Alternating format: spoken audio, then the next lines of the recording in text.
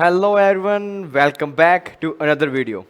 तो इस वीडियो में अपन लोग कवर करेंगे from chapter properties of solids. NEET 2025 को टारगेट करेंगे।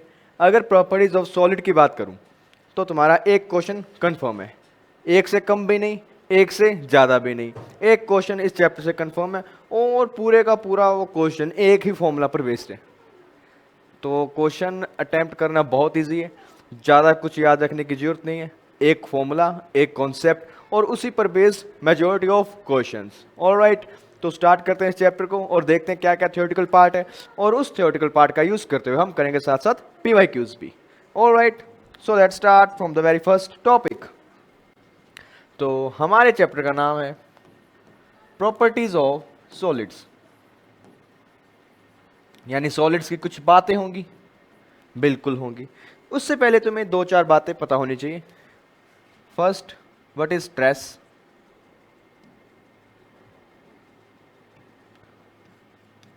स्ट्रेस। और दूसरा स्ट्रेन। स्ट्रेस क्या है, स्ट्रेन क्या है, ध्यान से देखो। Stress is equals to force applied per unit area, मतलब समथिंग लाइक प्रेशर, कि किसी एरिया पर आपने फोर्स अप्लाई किया तो वहां कितना स्ट्रेस होगा वो आपको बताएगा फोर्स बाय एरिया का फॉर्मूला। सिमिलरली अगर तुमसे पूछे what is strain, strain means change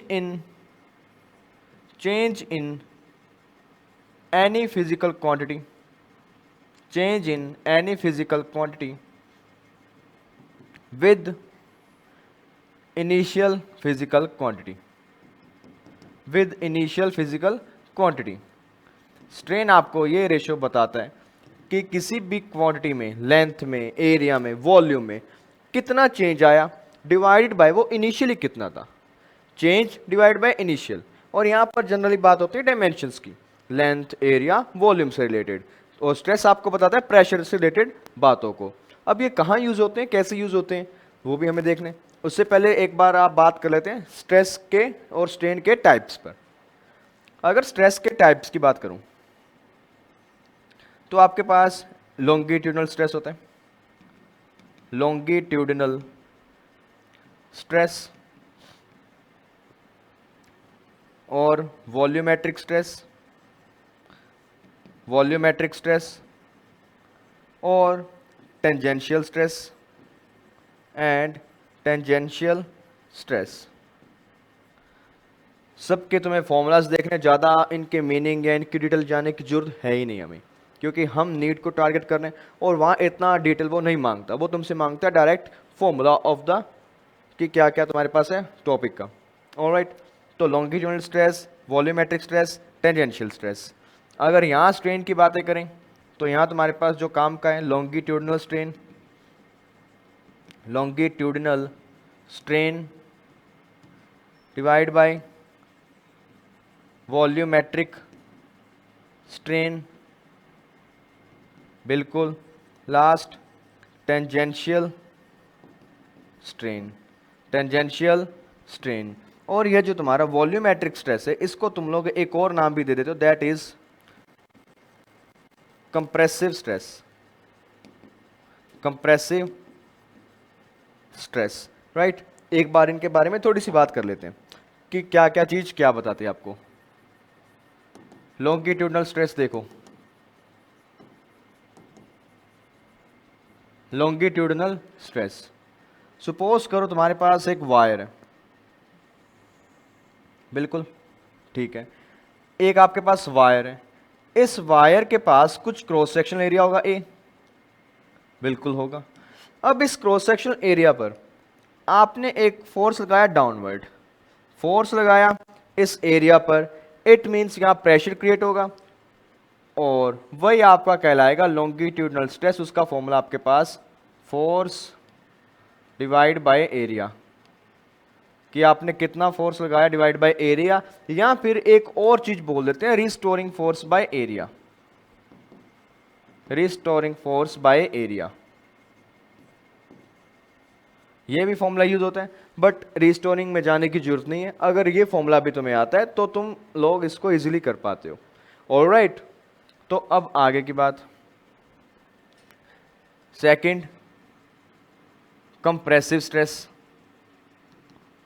compressive stress या इसको हाइड्रोलिक स्ट्रेस भी दिया जाता है एक नाम, इसके कई नाम से बट मीनिंग सेम है, हाइड्रोलिक स्ट्रेस। तो देखो क्या होता है, सपोज करो तुम्हारे पास एक क्यूब है, तुम्हारे पास एक क्यूब, ऑलराइट, उस क्यूब के हर एंड पर से तुमने इक्वल फोर्सेस को लगाया, हर तरफ से इक्वल फोर्सेस को लगाया और इस क्यूब को तुमने कंप्रेस करने का ट्राई किया। उस टाइम पर force applied per unit area is given as compressive stress, force per unit area, ये तुम्हारा कंप्रेसिव स्ट्रेस। अब थर्ड पार्ट बच गया, थर्ड पार्ट कौन सा, tangential stress, tangential stress. Tangential stress आपको क्या कहते हैं, सपोज करिए आपके पास एक ऑब्जेक्ट, बिल्कुल ये एंड उसका फिक्स किया हुआ है आपने ग्राउंड के साथ, इसकी हाइट कुछ एज्यूम करो L, तुमने इस डायरेक्शन पर फोर्स लगाई और कुछ देर बाद ऑब्जर्व करते हो कि इस पूरे ऑब्जेक्ट की जो शेप है वो कुछ हल्की सी चेंज हो गई। हल्की सी चेंज क्या हुई कि ऊपर का जो पोर्शन था वो हल्का सा आगे की तरफ शिफ्ट हो गया, कुछ इस तरह से हल्का सा आगे की तरफ शिफ्ट हुआ। Then force applied per unit area in this case is known as tangential stress, is known as tangential stress. इसको तुम लोग बोलते हो टेंजेंशियल स्ट्रेस। और यहाँ जो शिफ्टिंग होती है वो होती है हल्की हल्की, एंगल फाई बोल देते हो या एंगल थीटा बोल देते हो, ऑलराइट। तो ये बातें थी कुछ। अब आगे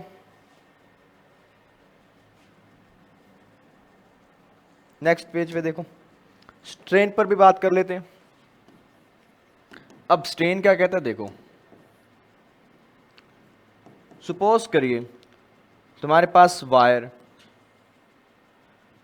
उसके बॉटम पर तुमने लगाया फोर्स, इस वायर की कंप्लीट लेंथ कैपिटल L, बिल्कुल फोर्स लगाने के कारण इस वायर की लेंथ में आया हल्का सा इंक्रीज और वायर हुई हल्की सी स्ट्रेच हुई। कितना स्ट्रेच हुआ, by length delta L। Then longitudinal जो आपका स्ट्रेन होता है उसको आप लोग लिखते हो, it is equals to change in length, यानी कितना इंक्रीज आया या कितना डिक्रीज आया, divided by initial length, that is defined as longitudinal strain. कि एक ऑब्जेक्ट को आपने पुल किया और पुल करने पर उसमें जितना इंक्रीज आएगा डिवाइड बाय इनिशियली वो कितना था, that is known as strain, alright. और ये कौन सा स्ट्रेन है, लॉन्गिट्यूडनल स्ट्रेन। अगला तुम्हारे पास आता है वॉल्यूमेट्रिक स्ट्रेन। वॉल्यूमेट्रिक स्ट्रेन, अब वॉल्यूमेट्रिक स्ट्रेन में तुम्हारे पास क्या था, क्यूब की बात हो रही थी वहां, राइट। तो क्यूब ड्रॉ करो, एक क्यूब, और क्यूब के केस में क्या हुआ था, तुमने इसको कंप्रेस किया था हर तरफ से क्यूब को कंप्रेस करते हो। क्यूब को कंप्रेस करने पर उसकी वॉल्यूम में क्या आता है, एक डिक्रीज, वॉल्यूम में डिक्रीज आएगा। That time the ratio of change in volume divide by initial volume is given as volumetric strain. कि वॉल्यूम कितना कम हुआ और इनिशियली कितना था, दोनों का रेशियो क्या होगा, वॉल्यूमेट्रिक स्ट्रेन। नेक्स्ट लास्ट तुम्हारा बच गया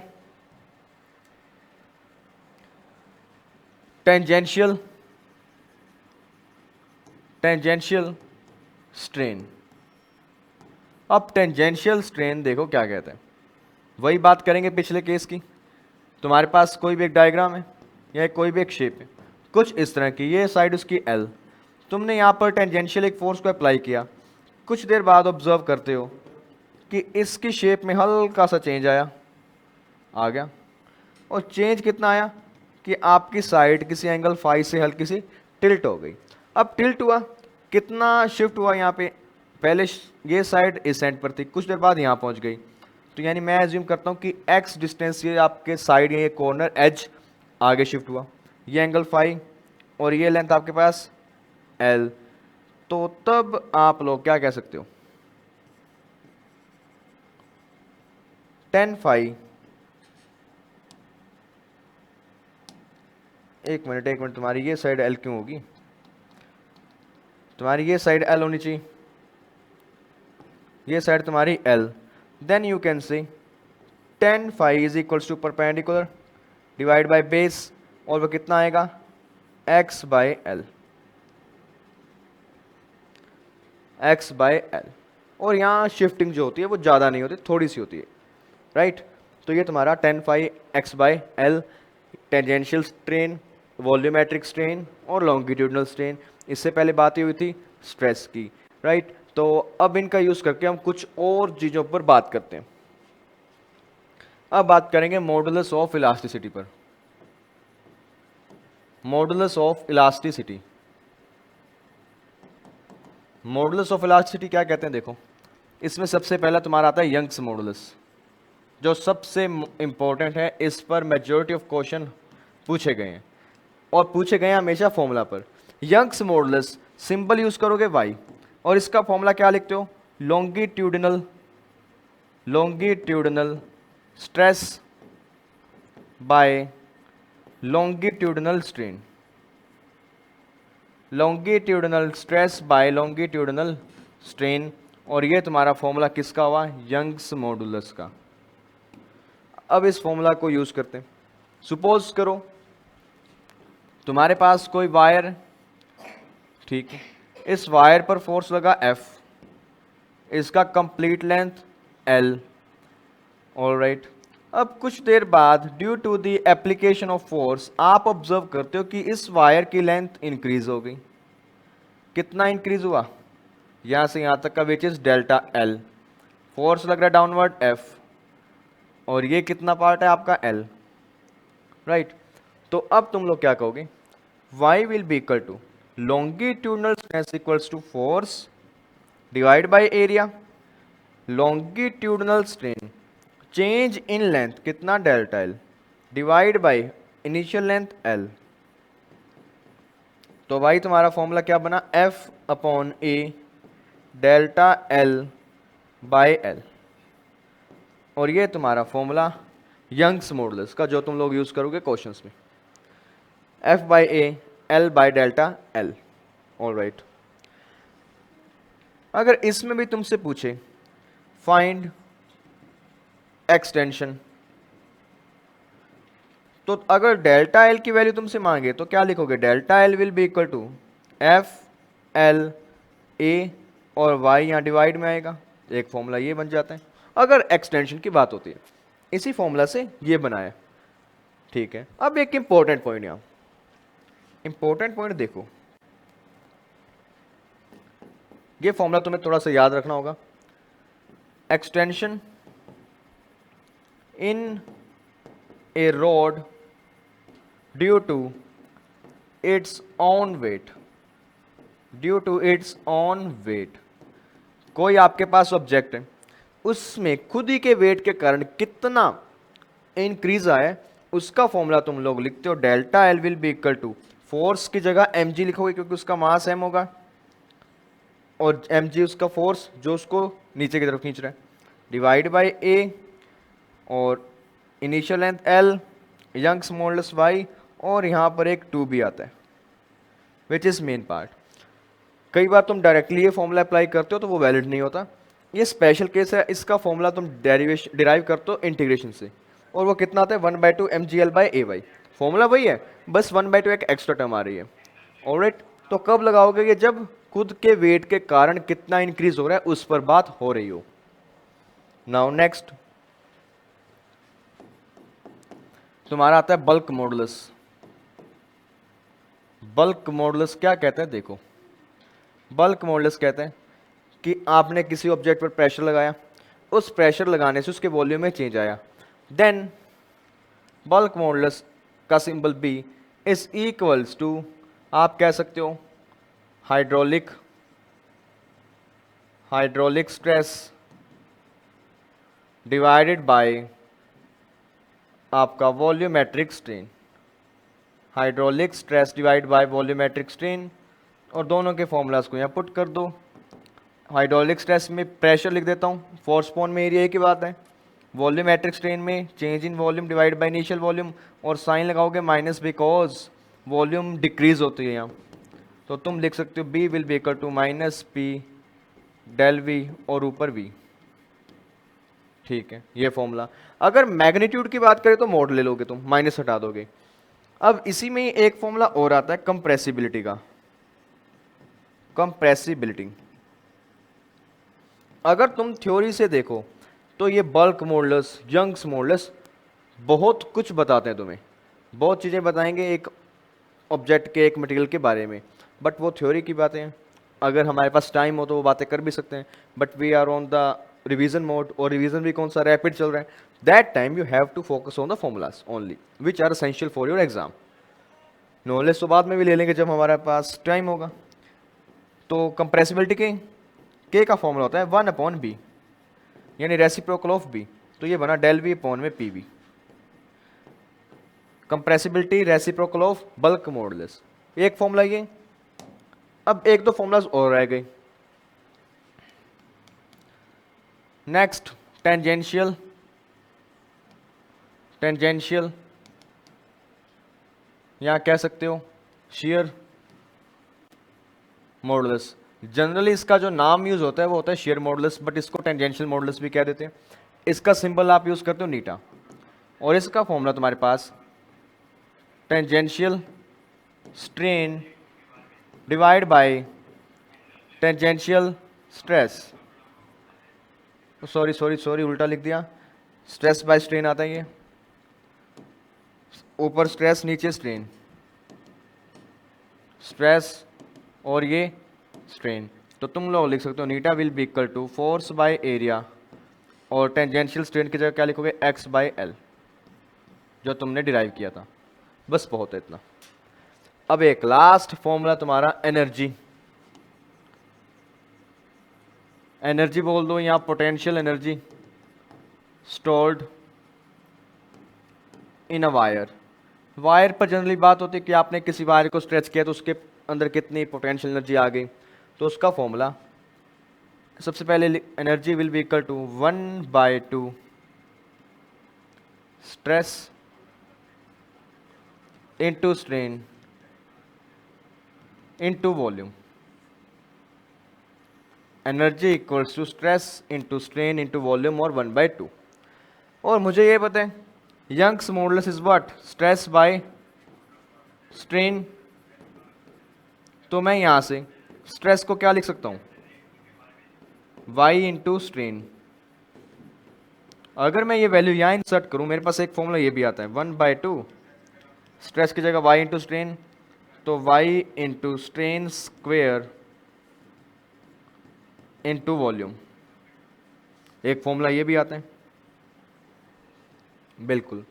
एक फॉर्मूला और भी लिख सकते हो, अगर तुम यहां से स्ट्रेन की वैल्यू फाइंड करो स्ट्रेस अपॉन में y, तो वो फॉर्मूला तुम्हारा क्या बनेगा, और E will be equal to 1/2, इस बार स्ट्रेन की जगह वैल्यू पुट करेंगे y बाय स्ट्रेस, और स्ट्रेन की जगह क्या पुट करोगे स्ट्रेस बाय y लिखोगे 1/2 stress square divide by y into में वॉल्यूम। एक फॉर्मूला ये भी। इसमें कई बार बातें होती हैं एनर्जी डेंसिटी की, एनर्जी डेंसिटी। तो जब कभी ये टर्म आए तो घबराना नहीं, इसका मतलब क्या है एनर्जी बाय वॉल्यूम, यानी हर फॉर्मूला में वॉल्यूम से डिवाइड कर दो, तुम्हारे पास फॉर्मूला क्या बनेंगे half into stress into strain. ये फॉर्मूला किसका बना, एनर्जी डेंसिटी का। बस इतना बहुत है। अब मैंने शुरू में एक बात कही थी कि तुम्हें सिर्फ एक ही फॉर्मूला याद रखना है, मेजॉरिटी ऑफ क्वेश्चन उससे होंगे। अब वो फॉर्मूला कौन सा था, देखो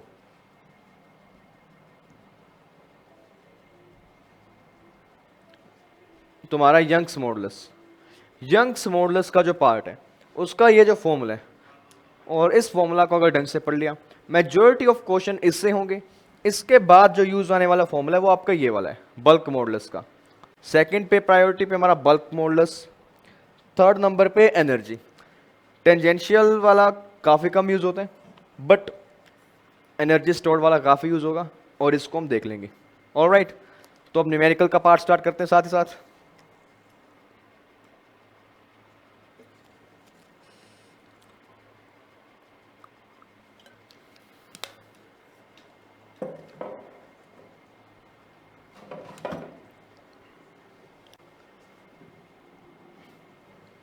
तो चलो न्यूमेरिकल वाले पार्ट पर आते हैं और फॉर्मूला को अप्लाई करना सीखते हैं कैसे करना है। The maximum elongation of a steel wire of 1 metre length.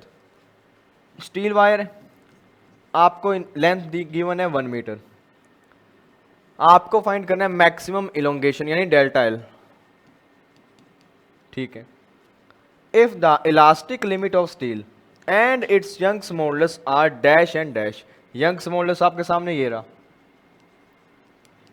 2 into 10⁻11 newton per metre square, और उसने बोला इलास्टिक लिमिट। इलास्टिक लिमिट की अगर यूनिट देखो newton per metre square, it means he is talking about force upon area की value.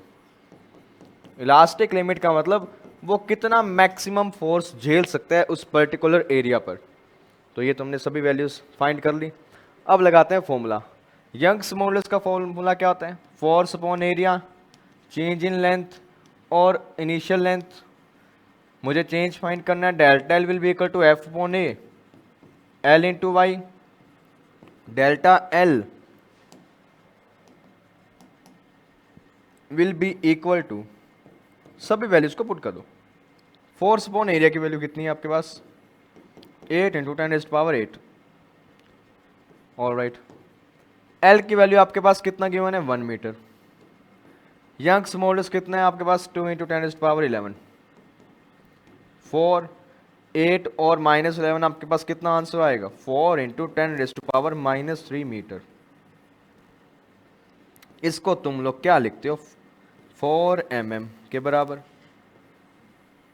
और ये तुम्हारा आंसर। क्या तुम्हारे पास ऑप्शन है? ये रहा 4 mm। राइट, सिंपल सा क्वेश्चन, फॉर्मूला बेस्ड था, इजी। तो चलिए अगले पार्ट पर। अगला क्वेश्चन क्या कह रहा है देखो, the amount of elastic potential energy per unit volume, यानी आपको फाइंड करना है E by V, which is known as energy density.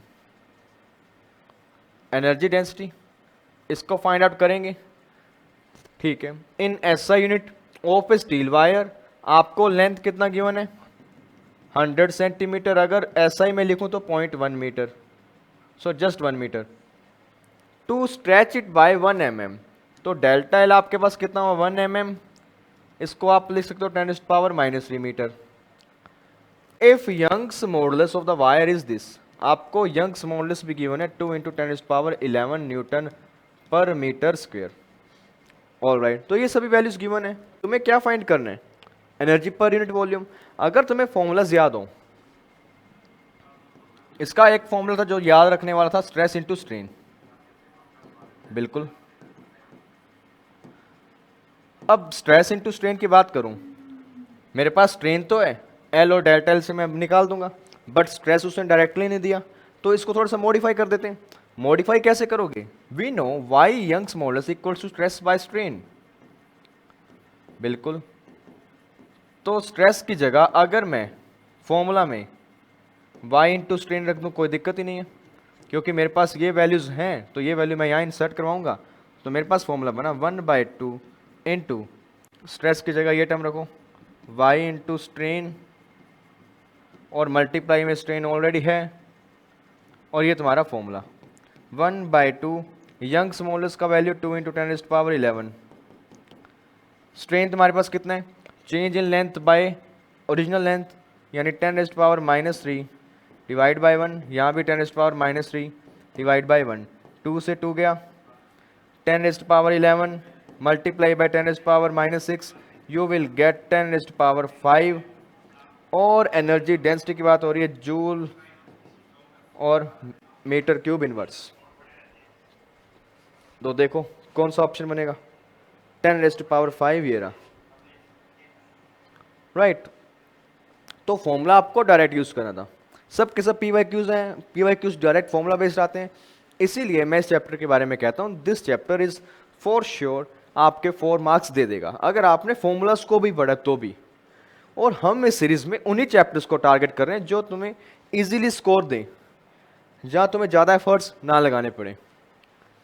Late a wire be suspended from the ceiling, आपके पास एक वायर है, उसको आपने सस्पेंड करवा रखा है किसी छत से, and stressed by a weight W, और नीचे एक वेट W से स्ट्रेच हो रहे हैं, यानी W वेट होगा तो फोर्स लगेगा W।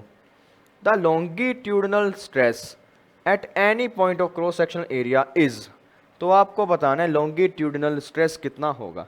Longitudinal stress will be equal to what, Young's modulus की बातें हुई हैं यहाँ, नहीं हुई, तो फॉर्मूला तो तुम्हें पता है ना, longitudinal stress is equals to force applied per unit area. Force कितना अप्लाइड हो रहा है, वेट के बराबर, और एरिया कितना इसका आपको गिवन है A, तो ये तुम्हारा answer W/A, formula based direct, कुछ ही नहीं था इसमें सोचने वाला। लॉन्गिट्यूडनल स्ट्रेस मांगा है, स्ट्रेस का फॉर्मूला क्या, फोर्स बाय एरिया, तो वेट बाय एरिया हो गया तुम्हारा। तो चलो अगले क्वेश्चन पर। अब अगला क्वेश्चन क्या कह रहा है देखो, a wire of length L, एक वायर आपके पास जिसका लेंथ L,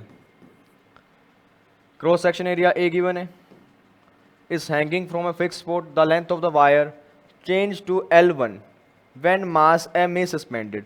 जब आपने इसके नीचे एक मास सस्पेंड किया, उसने नीचे फोर्स लगाया होगा mg, क्योंकि मास M है, तो इस वायर में स्ट्रेच आया और इसका कंप्लीट लेंथ कितना बना L1।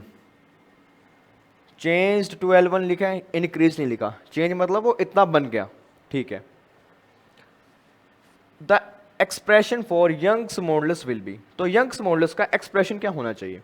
यंग्स मॉडुलस तुम्हें पता है force upon area change in length upon initial length, y will be equal to force कितना लगेगा mg, एरिया आपको गिवन है A, चेंज कितना आया पहले L बाद में कितना L1, तो delta L will be equal to final minus initial, बिल्कुल L1 माइनस L, और इनिशियली कितना था L, तो ये तुम्हारा फॉर्मूला यंग्स मॉडुलस का किस ऑप्शन में है ये देखो, mgl a L1 minus L, ये रहा।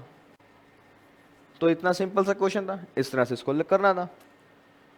ऑलराइट, mgl ठीक है, L1 आपको था गिवन और L की बातें हो गई। अगले क्वेश्चन पर आओ। When a block of mass m is suspended bye a long wire of length L, तुम्हारे पास एक लंबी वायर है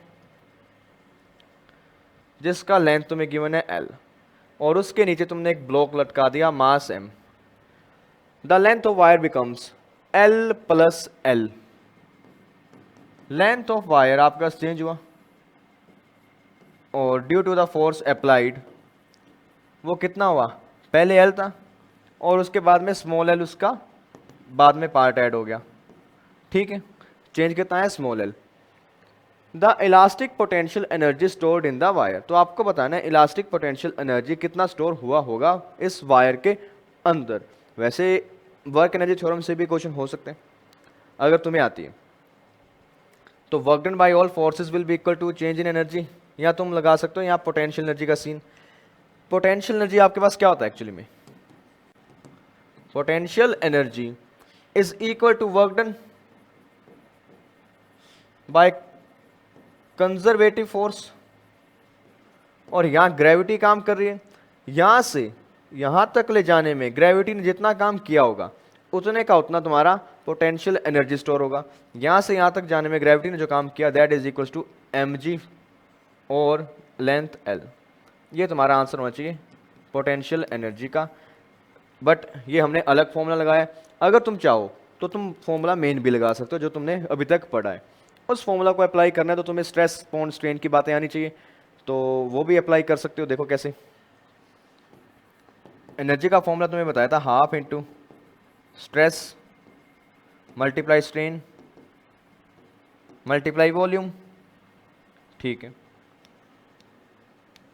तो अब देखो 1/2, स्ट्रेस की बात करूं, फोर्स कितना लग रहा है mg डिवाइड बाय एरिया, बिल्कुल। स्ट्रेन की बात करें, कितना चेंज आया L, इनिशियली कितना था कैपिटल L, बिल्कुल, इन में वॉल्यूम। अब वॉल्यूम पर भी आओ, इस पूरी वायर का वॉल्यूम कितना होगा, एरिया इनटू में लेंथ, ए इंटू लेंथ। तो तब तुम लोग बोलोगे ए से ए कैंसिल, कैपिटल एल से कैपिटल एल कैंसिल, तुम्हारे पास आंसर निकल कर आया E will be equal to 1/2 mgl। ये तुम्हारा potential energy stored in the extended wire. तो ऑप्शन हमारे पास दोनों आ रहे हैं, mglb 1/2 mglb। तो यहाँ अगर करेक्ट ऑप्शन कौन सा होना चाहिए, इस फॉर्मूला ने आपको दिया mgl और ये फॉर्मूला दे रहा है 1/2 m इंटू जी इंटू एल। अगर फॉर्मूला की बात करें, जो हमने डिराइव किया था वो सेम था, 1/2 स्ट्रेस इंटू स्ट्रेन, और यही फॉर्मूला यहाँ अप्लाई किया था, आंसर आ गया। तो जब इसी फॉर्मूला को आप लोग इस क्वेश्चन में अप्लाई करोगे तो तुम्हारा आंसर आ जाएगा आई थिंक 1/2 mgl। और इसमें अगर कुछ और देखा जाए,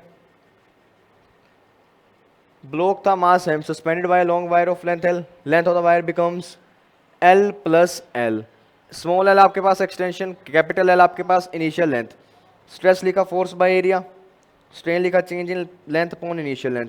बाद में वॉल्यूम की बात हुई, वॉल्यूम इसका एरिया इंटू इसका length A L, A L L वाला पार्ट कैंसिल, तो तुम्हारा आंसर आ जाए 1/2 mgl। ये वाला गलत होगा, ये कहीं ना कहीं इसमें कोई लूप होल रह गया, हो सकता है कोई एक आधी एनर्जी, एक आधा वर्क डन और भी हो रहा हो जो हमारे ध्यान में नहीं है, तो इसको तुम लोग छोड़ोगे। You have to focus on this answer, 1/2 mg small l will be your final answer. कितना इलास्टिक पोटेंशियल एनर्जी उसके अंदर स्टोर हुआ। ऑलराइट,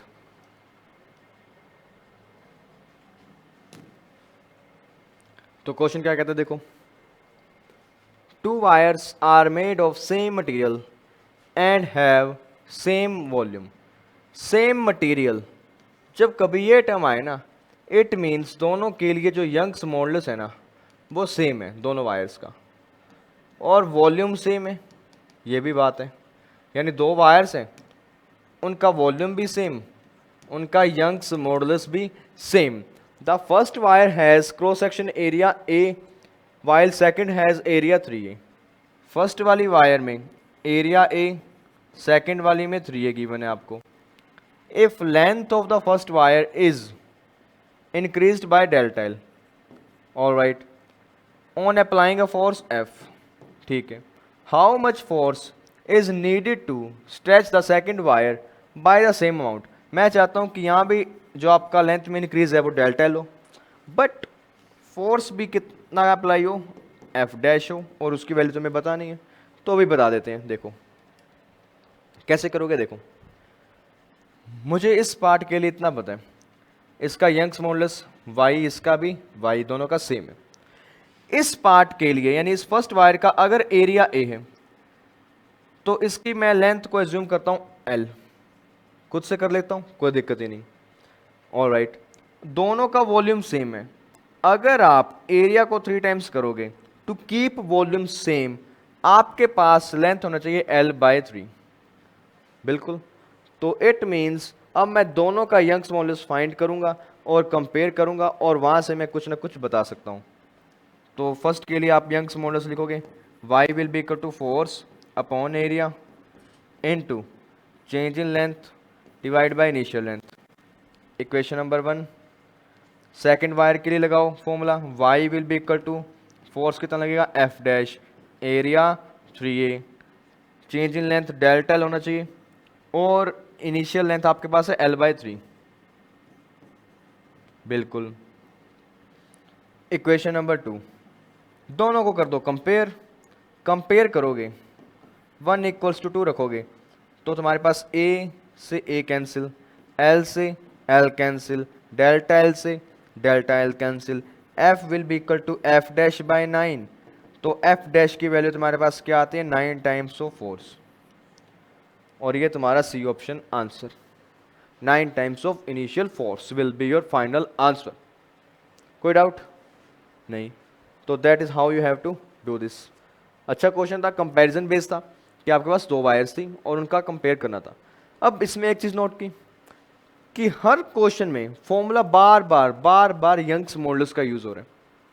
दूसरे फॉर्मूलाज हमने पढ़े हैं बट उनका इतना यूज नहीं है जितना इस फॉर्मूला का यूज हो रहा है। तो इस फॉर्मूला को तुम्हें दिमाग में बिठा कर रखने, यही तुम्हारे काम आएगा बार बार। अब फॉर्मूला नया यूज होगा बल्क मॉडल्स का। Bulk modulus of spherical object is B. आपको बल्क मॉडल्स गिवन है B. If it is subjected to uniform pressure P, अगर उस पर प्रेशर लगाए P, the fractional decrease in radius, तो आपको बताना है उसके अंदर रेडियस में कितना डिक्रीज आया। और ये डिक्रीज आपको क्या बताता है? वॉल्यूम में। तो मतलब अगर मुझे वॉल्यूम में डिक्रीज देखना हो, फ्रैक्शनल, वो भी फ्रैक्शनल मतलब चेंज कितना आया, fractional decrease in volume will be equal to del V by B will be equal to P by B. But मुझे फाइंड करना है रेडियस के लिए, तो इससे आप जाओगे रेडियस पर, फ्रैक्शनल डिक्रीज इन रेडियस। अगर आपको एरर वाले कॉन्सेप्ट थोड़े बहुत याद हो, यहां थोड़ा सा एरर का यूज हो रहा है। आपको पता है volume of a sphere is 4/3 pi r cube. जब आप लोग लिखते हो चेंज इन या एरर डिवाइड बाय इनिशियल, तो आप लिखते थे 3 times of delta R by R. तो मैं इस फॉर्मूला को अगर यहाँ यूज करूँ, 3 delta R by R will be equal to P by B, और delta R by R will be equal to what, 1/3 P by B. और ये तुम्हारा answer P by 3 B.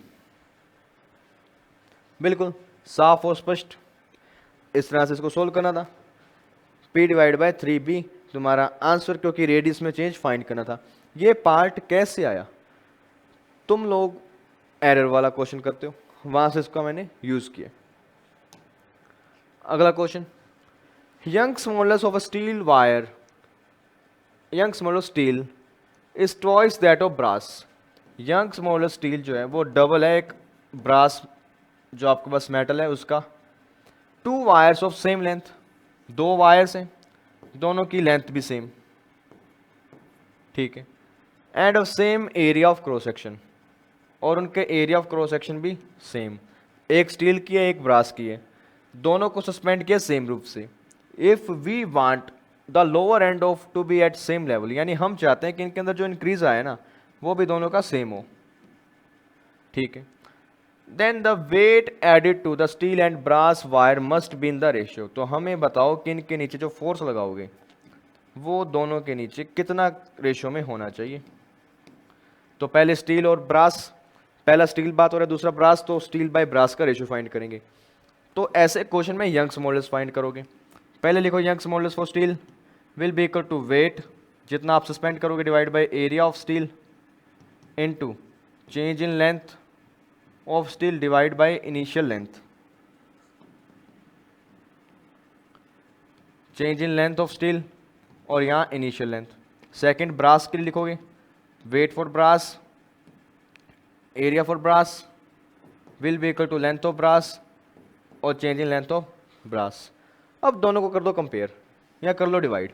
Equation 1 equation 2, दोनों को अगर डिवाइड करूं, Y S by Y B will be equal to what, W S by A S into L delta L S by delta L S.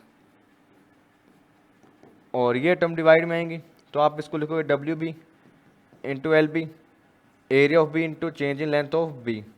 अब जो term cut रही है काटो। मुझे ये पता है लेंथ लेंथ दोनों की बराबर है, एरिया एरिया बराबर है, चेंज इन लेंथ बराबर है, सब terms cancel. Change in length से चेंज इन लेंथ क्या, एरिया से एरिया क्या। अब आता है यहाँ Y S by Y B will be equal to what, 2, इसका वैल्यू 2, और weight of steel divide by weight of brass, और इसका रेशियो आपको कितना है 2/1। So you can write W S ratio W B 2:1, that is your final answer.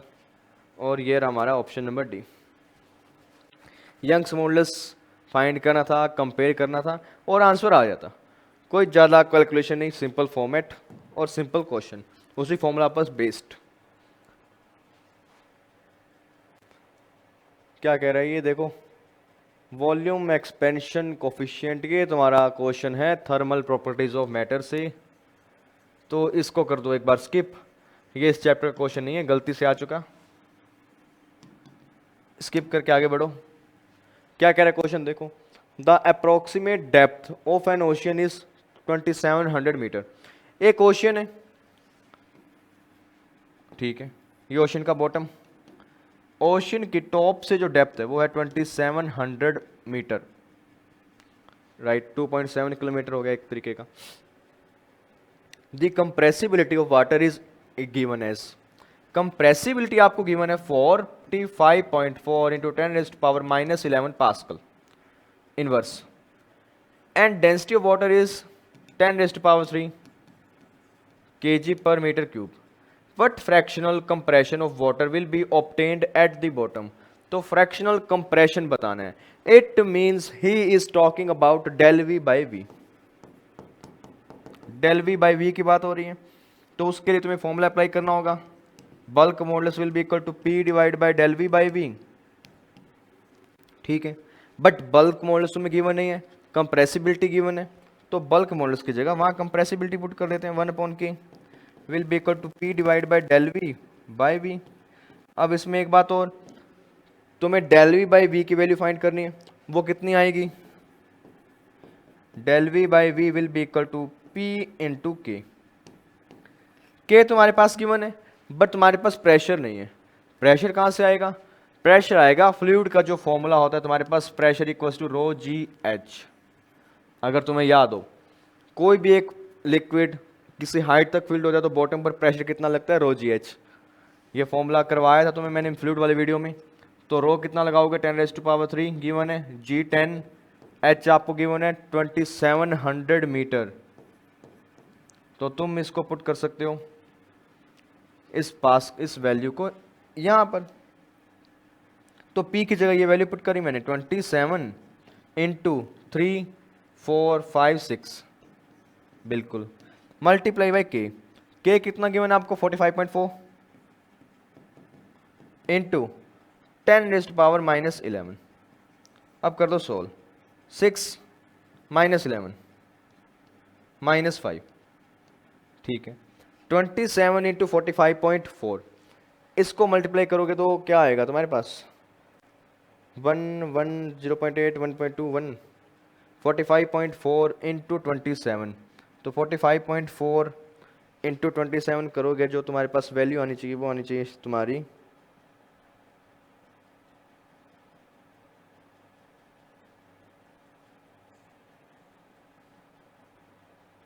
1225.8। Alright, अब इसको solve कर दो फर्दर, सोल्व करोगे -2 -2 -2 -2 पावर में आ रहा है, तो -2 पावर में लाओगे तो तुम यहाँ लिख सकते हो 1.2 इंटू 10⁻³ सॉरी -2, और यही तुम्हारा फाइनल आंसर। इसको सॉल्व करने पर option number A, bulk modulus का सिंपल और स्ट्रेट फॉर्मूला और उसका साफ साफ यूज। क्वेश्चन क्या कह रहा है देखो, copper of fixed volume V, आपके पास कॉपर है, वॉल्यूम आपको गिवन है V,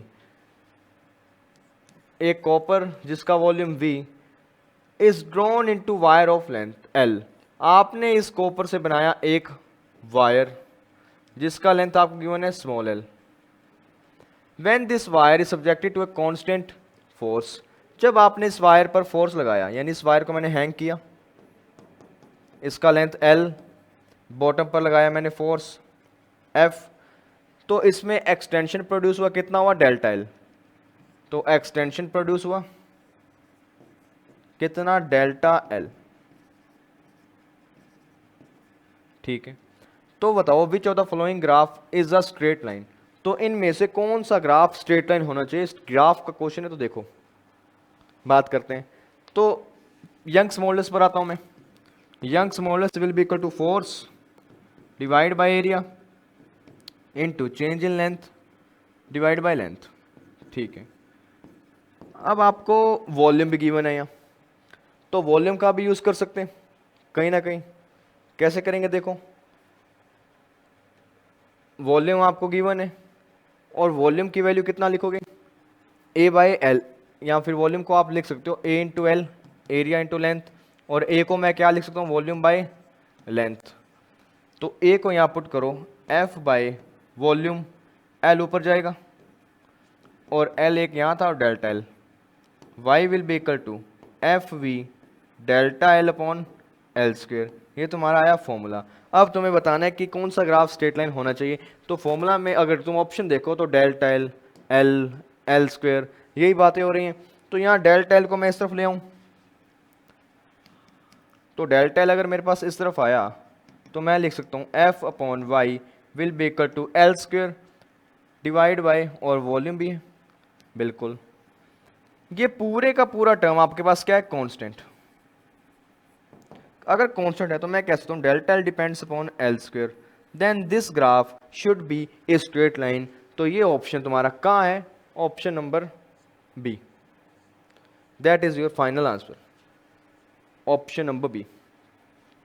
यंग्स मॉडल्स का फॉर्मूला लगाना था, बट यहाँ जो ध्यान देने वाली बात थी वो एरिया वाला, कि आपको अगर वॉल्यूम गिवन है ना तो उस एरिया को कन्वर्ट करोगे वॉल्यूम में, बिकॉज ऑन स्ट्रेचिंग अगर आप इसको स्ट्रेच करते हो ना तो एरिया भी डिक्रीज होता है, बट तुम इस डिक्रीज को मानते नहीं है क्वेश्चंस में, बट यहाँ हमें मानना पड़ रहा है बिकॉज आपको गिवन है वॉल्यूम भी। वॉल्यूम कॉन्स्टेंट है तो उस एरिया को कन्वर्ट करो वॉल्यूम की फॉर्म में, कर दिया तो बस आंसर निकल आया, साफ साफ और स्ट्रेट, बिल्कुल। तो that is how you have to do this question. तो that is the end of the video. हमने आज के दिन प्रॉपर्टीज ऑफ सॉलिड के सभी जो इंपॉर्टेंट फॉर्मूलाज हैं उन सभी को कर दिया और उनसे रिलेटेड PYQs को भी देखा। सो आई होप आपको समझ आया होगा मैं क्या कहना चाहता हूँ, और आपके टॉपिक्स या कॉन्सेप्ट भी क्लियर हुए होंगे काफ़ी हद तक। Alright, so thank you very much for watching the video till and, keep studying, keep working hard.